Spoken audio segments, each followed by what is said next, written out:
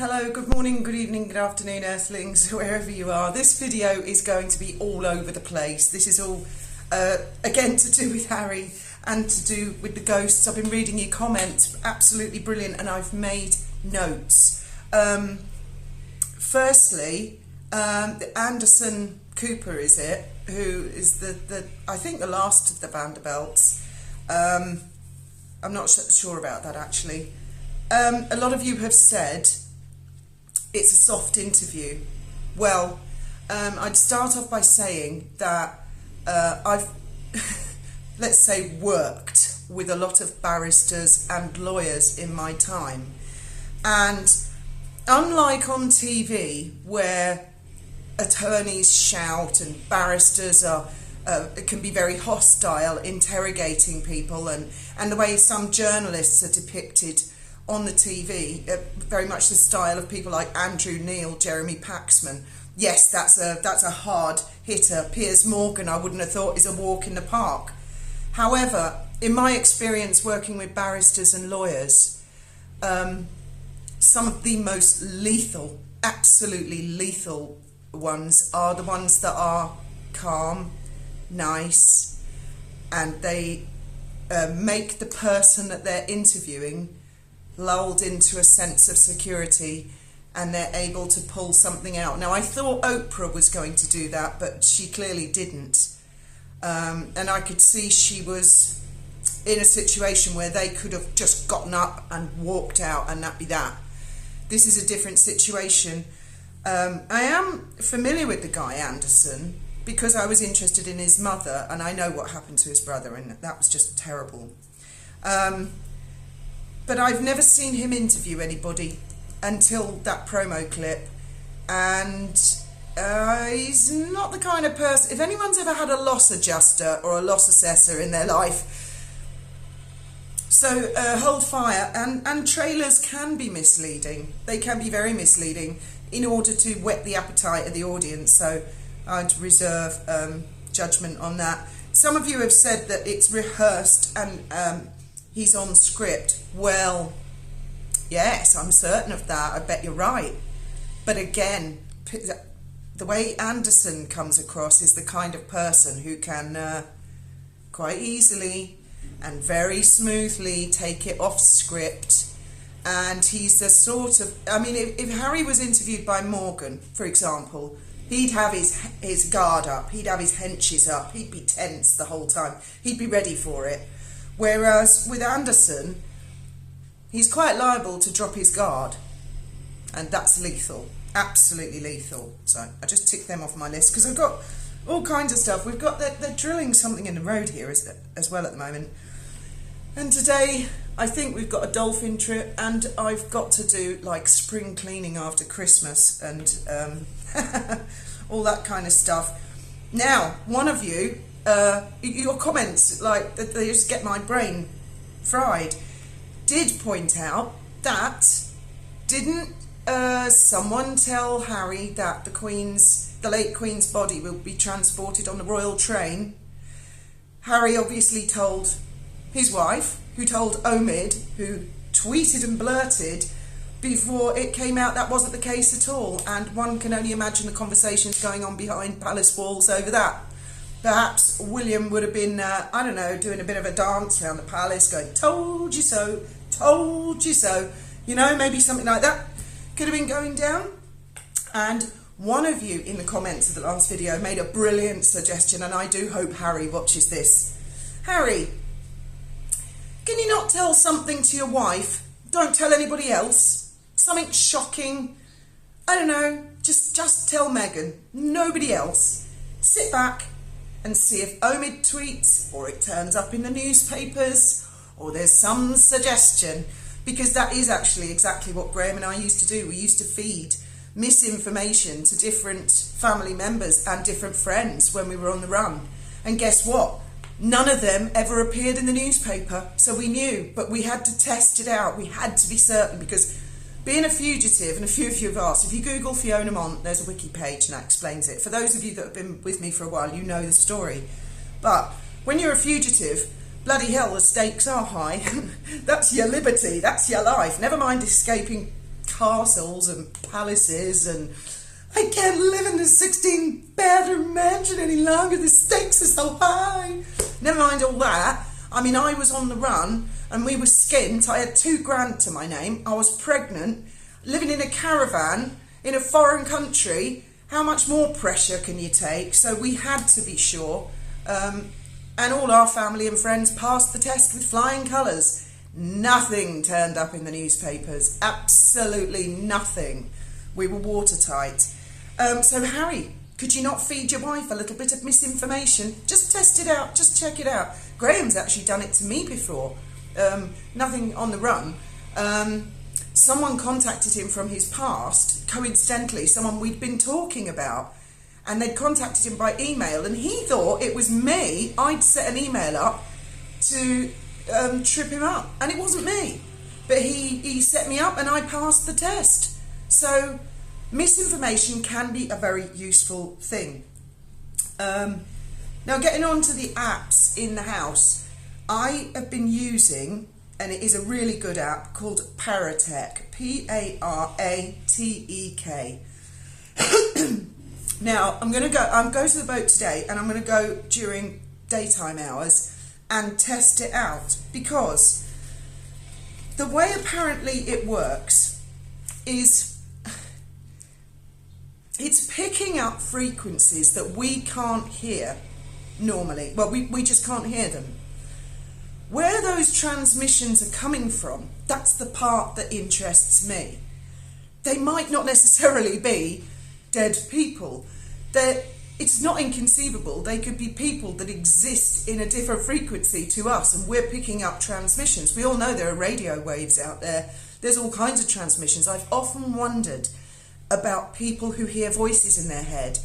Is it that they can actually hear something that we can't, and then they're being given antipsychotics? I mean, I'm not an expert, and I don't want to start saying if you hear voices in your head that's necessarily what it is, but it's often made me wonder, and I think this is a science that should be looked at, and it does fascinate me. So I'm not really going into it as much in a ghost sense. Now, the interesting thing with the apps is I tried out four apps yesterday, and then one of you guys suggested Paratek, so I went to that, and that is by far the best. The interesting thing is, firstly, when I used all the apps, I turned the Wi-Fi off on my phone.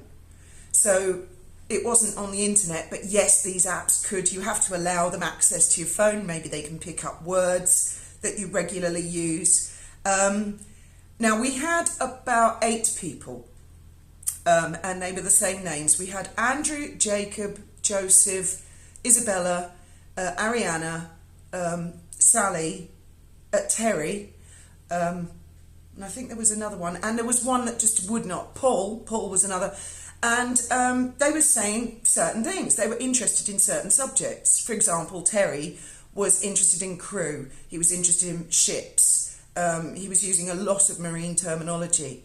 And then when I tried another app, again with the Wi-Fi turned off, we got the same people, the same names, and they were talking about the same subjects.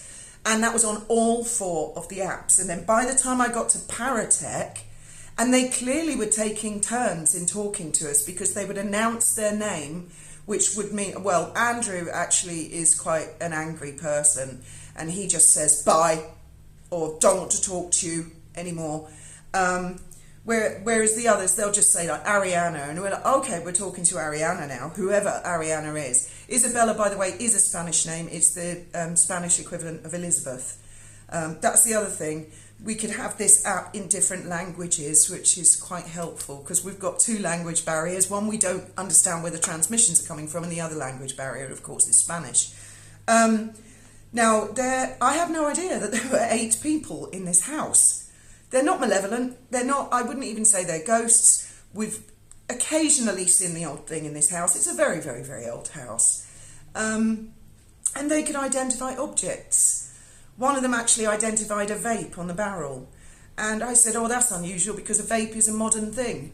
So, and my daughter said, well, ghosts observe things, and they do understand, and they do listen. And it replied and said, indeed, we do understand. So it's really interesting, but I'm still quite sceptical of it. But it is fascinating that all of those names, they came forward on each of the 4 apps. And because we spent the whole day talking to them, all of us, by the evening, by the time I'd found Paratech, it was a lot more smooth running, the conversation, because we knew the names and we knew who they were. And one of them was actually in this kitchen, and it's a bit of a mess actually, the kitchen today. I need to do the washing up. But one of them, I'll just show you, was standing here, and I was there, and they said, I'm to the left of you. So I'm looking at, and then they said rage. Now this is the other thing, the app, when they make a noise, the app tries to match it to the closest word that it can find, so it's not necessarily that exact word. And they said the word rage, and I said rage. Why rage? And then they said it again, they said reach.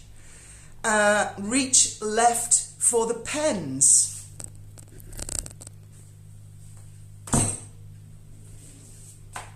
So that was really interesting.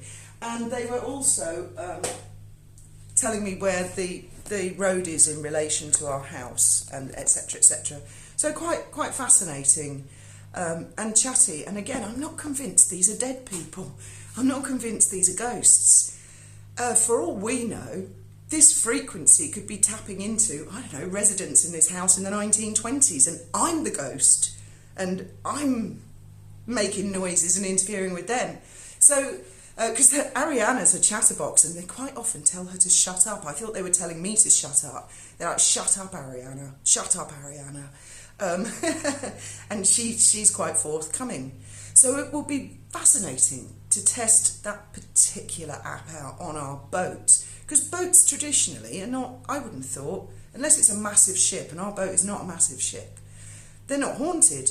And we know there's something on there. So I can't wait to go down and try that particular app out there. Now, the final point that I'd like to make, because I have heard people, this is the royal family bit again, I told you it's all over the place with me. A lot of people talk about modernising the royal family. Well, I would suggest that the modern part of the royal family is the family themselves. That's part of what makes them so fascinating to us, because we all have our own family dynamics. We've just had the late matriarch pass, the grandmother, the great-grandmother. I would suggest that Elizabeth II was pretty representative of a lot of women of her age, her era. As I would suggest that Charles and Camilla are kind of representative of people of their age group.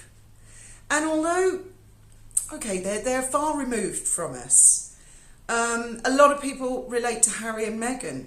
That's their age group. And as George and Charlotte and Louis grow up, people will relate to them. For me, we've all got our favourites. For me, when I was little, Princess Anne was my princess. But she was quite a bit older than me, so my eldest sister really was Princess Anne. When Princess Diana came along, that was someone younger that I could relate to. And so obviously she was one of my favourites, but I have other favourites. I love Princess Margaret because she was very glamorous. And she was kind of my mum's age. My mum related to the Queen and Princess Margaret and the Queen Mother. My grandmother related to the Queen Mother. So that is the relevant and modern part of it. If you look at any family, they're not all the latest Instagram fashion geeks, are they? I'm not, and a lot of our family are not. Yes, the younger generation are.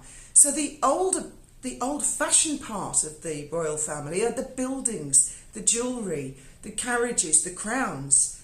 But the modern part are the people, and they represent a family that kind of looks like families of today. If you were able to resurrect, for example, Henry VIII, I don't think any of us would be able to relate to that dude. Or Queen Anne, Queen Victoria, we'd all be like, ooh, yikes, I'm not quite sure we're getting along with your vibe. Or even George and Mary. But the family we have today, they have had divorce. That is a fact of life. they do have family issues. That is a part of life. So I would suggest that they are the modern part of it. I don't think it needs modernising any more than that. Anyway, I'll see you in another video later today, and we'll see if we can pick anything up on sea lion. In the meantime, have a brilliant day. The weather's cleared up. Thoughts, opinions as always, and I will see you later. Thank you for listening.